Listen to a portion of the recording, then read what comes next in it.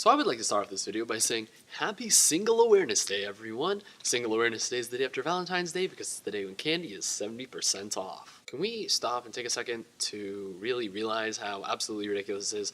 People posting on Valentine's Day, I'm single and I'm happy. Guys, welcome to another episode of Rise Up Jerusalem. I hope you're going to love this one because we are going to talk about love, baby. Let's talk about you and me. Let's talk about... But in all seriousness, so that is going to be the question for today. What is love? Baby, don't hurt me. Don't hurt me no more. No more singing. No more singing for this entire episode. I doubt we're done singing. I don't think I can contain myself. Alright, enough singing. Let's get into the topic. St. Augustine once said, the single most desire for my search for delight was to love and be loved. To love and be loved. Those are the two things that were driving his entire life. If you don't know the story of St. Augustine, quick rundown, SparkNotes version. He wasn't the most pure fellow. He had a kid out of wedlock. He was just not very chaste. His most famous saying is, Lord, make me chaste, but not yet. He did have a conversion. His mother, Monica, prayed for him for 20 years. There's a great movie about him called Restless Heart. You can find it somewhere on the internet. Amazon, I don't know. Find it yourself. It's a great film. But the thing is, he was living this bad life, and he says in his book called The Confessions, which is literally the story of his entire life, that he was driven by a search to love and to be loved. Now I want to take this and change it into a different type of style to make it a Rise of Jerusalem saying. Behold and beheld. I think I've talked about this before. The two desires of anyone's heart at any time is to behold and beheld, to look upon beauty and to experience love. That's it. That's what everybody wants in their entire life, is to behold and to be held. Now here's the thing, in modern society we have this problem where, oh, if you are not in a relationship or something, oh, why aren't you, you know? Come back home from school on break and your grandparents are like, well, why don't you have a boyfriend yet, sonny? When I was your age, I already had 3 children. Wow, Grandma, way to rub it in that I have no love life. Thanks for the reminder. But in all honesty, it's not a bad thing to be single. Like, being single is an absolutely amazing thing. You know what? Let's talk about that big scary V word, vocations. It's scary because that word automatically makes you think, oh, well, I really have to decide about marriage or the priesthood or the convent. It's so terrifying, so stressful. What am I going to do with my life? But honestly, it shouldn't be that scary. See, there's a thing called your primary and your secondary vocation. Your primary vocation is to get to heaven. Boom. Vocation just means God's plan for your life.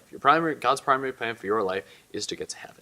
Nice and easy. Your secondary vocation is trying to determine how you're going to get to heaven. Right now, my secondary vocation is to be a student. Like, that is my vocation right now, is to be a student, work hard, get good grades, try not to fail, try not to do anything stupid so that I get kicked out of school, and generally enjoy myself. That's my vocation right now, is to be a student. Yes, if you're wondering, I am single.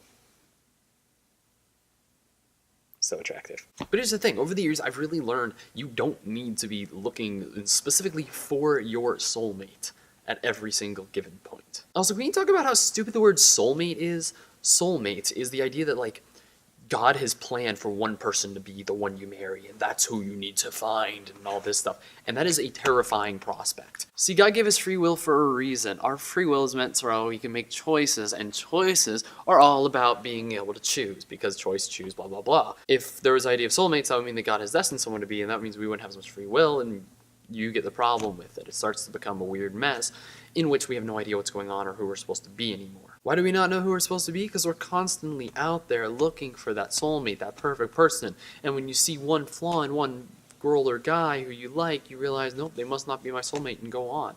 No such thing as soulmates. Don't get me wrong, I'm a huge fan of romantic comedies. I was literally watching one last night with a bunch of monks.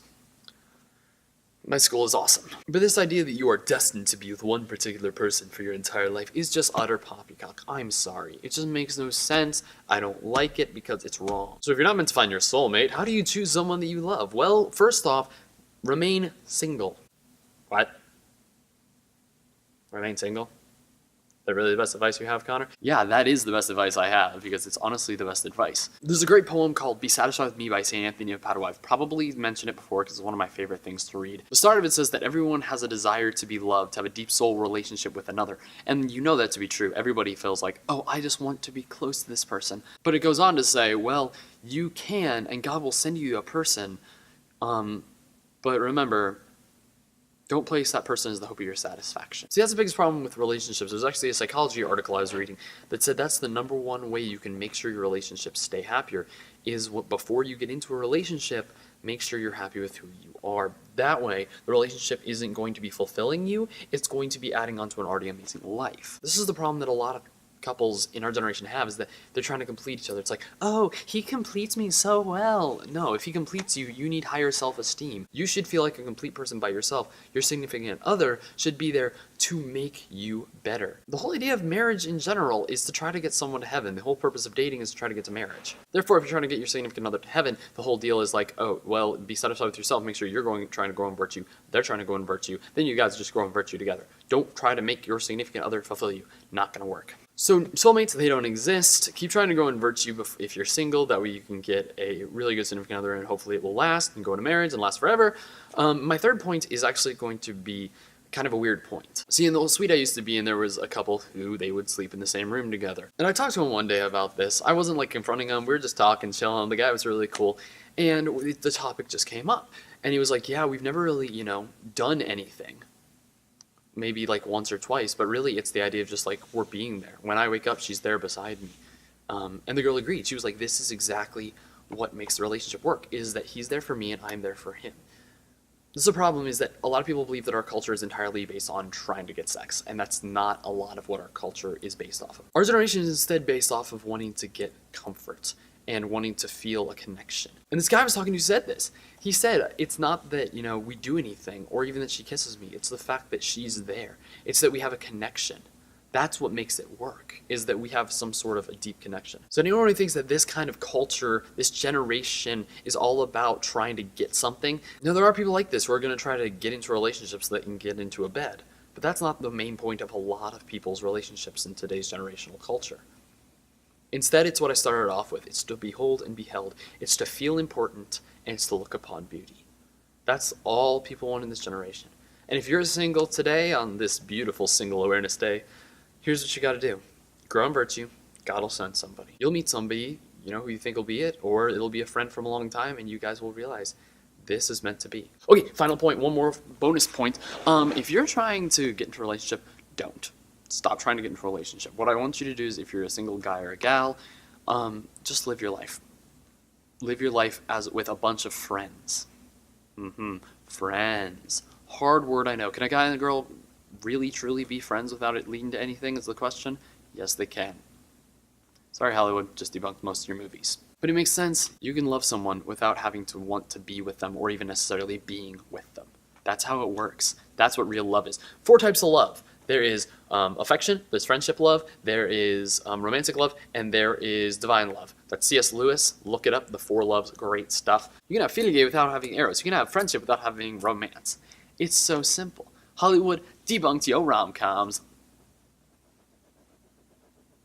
That's my happy dance. I am so sorry. So remember, guys and gals, lords and ladies, saints and sinners of every kind, if you are trying to get a date, don't. Remain happy with who you are. Try to be satisfied with God. Try to stay single. Read that poem by St. Anthony of Padua.